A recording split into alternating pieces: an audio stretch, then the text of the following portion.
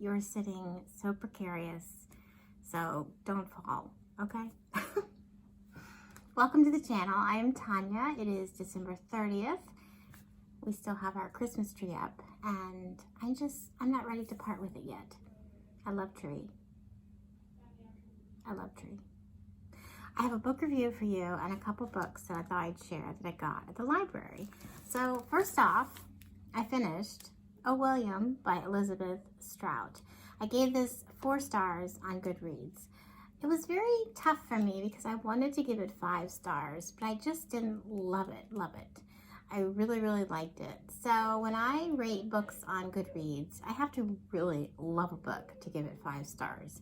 And Goodreads still does not let you do half stars, so it is what it is. It's a 4-star read in my opinion. It's not very long, but it took me, I think, 3 nights to read this. And as I was telling my husband, I can't believe I'm still reading this book last night because, again, it's not terribly long. But there's so much in this book that you just can't forge very fast through it. It just takes time.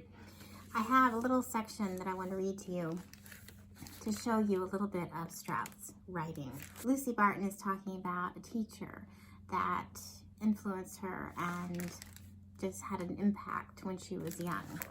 And Strout writes, "She did that, Mrs. Nash. In 10 years, she had died. It was a car accident that killed her.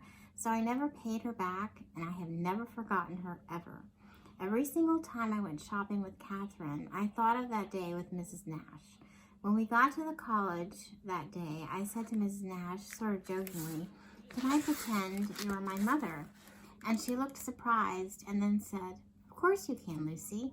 And even though I never called her Mom, when she went into the dorm with me, she was nice to people, and I think they thought she was my mother. I will always, oh always, I will always love that woman." There is a lot of "oh" exclamation in this book. And when I first heard about this book, I was captivated by the title with the exclamation. And once you read the book, and especially more towards the end, you kind of understand why she has the exclamation. So I don't want to give any of that away. So this is a beautiful story about characters. So if you are looking for a fiction story, an action story, something that really bites, it's not this book. I prefer books that have movement, some kind of drama, something going on. I really don't go for character studies all that often, although I do like them. And this one is definitely a character study type book. So this one is, I think it's, yes, 3rd in a little series by Strout on the character Lucy Barton.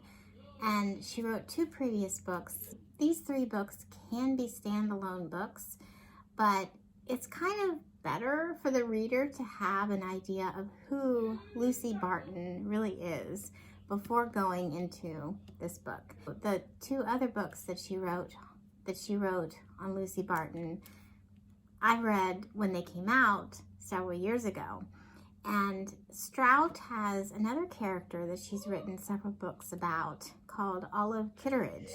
If you are in the literary circles, I'm sure you've heard of that book or read that book. There are actually several books about Olive. I got a little confused in the head, that happens often, when reading this one because I had to really kind of keep reminding myself that this was Lucy Barton. This is not Olive Kitteridge. Olive is a very curmudgeon, eccentric woman. She just is really particular in her character. I really love Olive. Not many people do. But Lucy Barton is a different person, and both women are very complex, and they're really well-defined, but not by Strout. I mean, she leaves a lot to the reader's imagination about what this woman is really like at heart.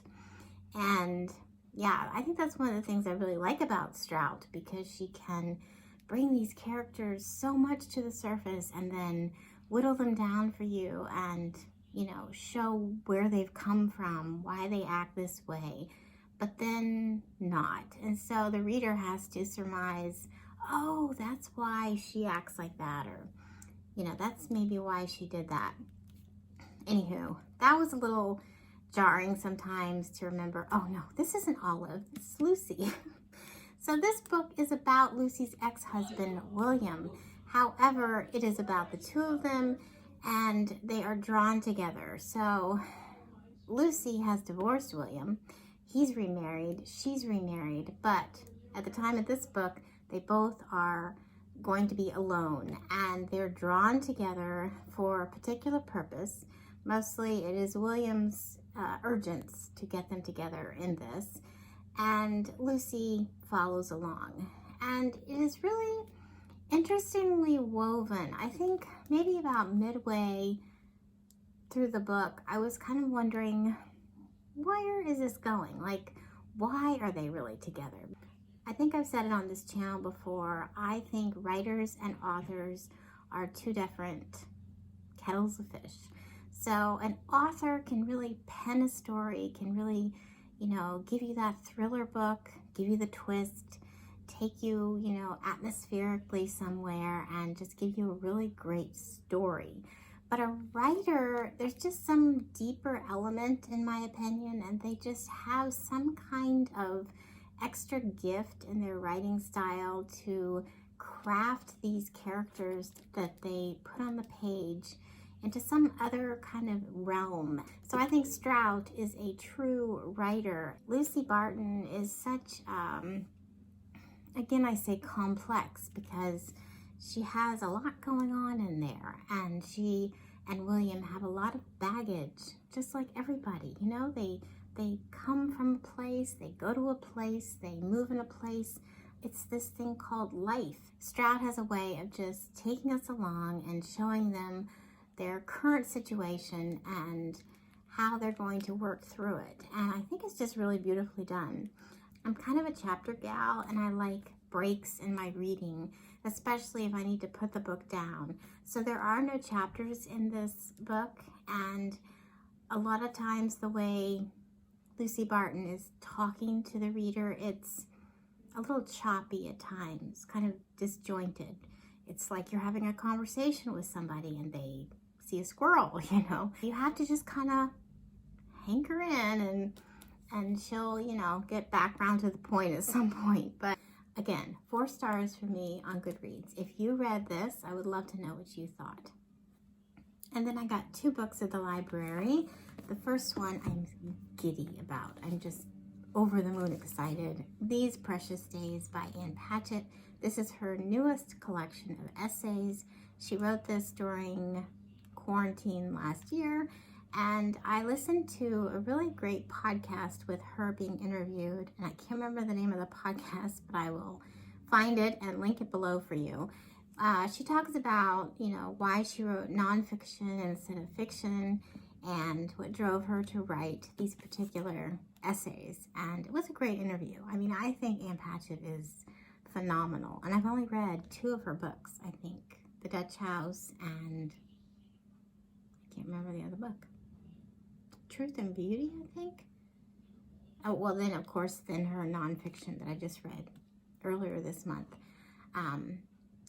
But I don't know. It's just something about her. I just have a literary crush on her. So she has a bookstore in Nashville that I hope to get to one of these days. So yeah, this is the new one. And then I also picked up The War Nurse by Tracy Anderson Wood. This is historical fiction set in, I think, World War I France. I don't know anything about it. Total cover borrow. It was just gorgeous. So I hope you have enjoyed my book review. And yeah, let me know what you are reading as the year comes to a close. Is there a particular book that you are starting the year off with? I would love to know. I am planning to do a little montage to post here on YouTube of the books that I really enjoyed this year, and we'll see if that gets up. I hope so. I didn't read as many books as I hoped to. I always set a goal on Goodreads, and sometimes I hit it, sometimes I don't. I planned for 100, and I think I hit 66. maybe 66 books, which ain't too shabby. I don't know what my goal will be for 2022, but we shall see. So, tell me what you're reading, and I hope you have a wonderful start to your new year. And I'll see you soon. Bye.